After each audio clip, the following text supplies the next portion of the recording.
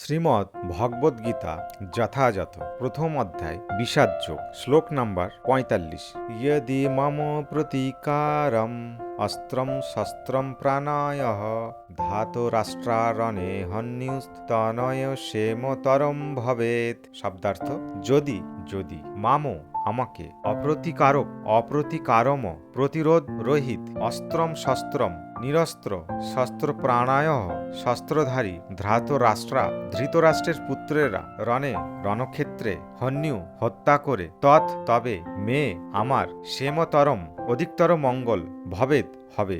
অনুবাদ: প্রতিরোধ রহিত ও নিরস্ত্র অবস্থায় আমাকে যদি শস্ত্রধারী ধৃতরাষ্ট্রের পুত্রেরা যুদ্ধে বধ করে তাহলে আমার অধিকতর মঙ্গলই হবে। তাৎপর্য: ক্ষত্রিয় রণরীতি অনুসারে নিয়ম আছে, শত্রু যদি নিরস্ত্র হয় অথবা যুদ্ধে অনিচ্ছুক হয় তবে তাকে আক্রমণ করা যাবে না। কিন্তু অর্জুন স্থির করলেন যে এই রকম বিপজ্জনক অবস্থায় তার শত্রুরা যদি তাকে আক্রমণও করে তবুও তিনি যুদ্ধ করবেন না। তিনি বিবেচনা করে দেখলেন না শত্রুপক্ষ যুদ্ধ করতে কতটা আগ্রহী ছিল। অর্জুনের এই ধরনের আচরণ ভগবত ভক্তচিত কোমল হৃদয়বৃত্তির পরিচায়ক।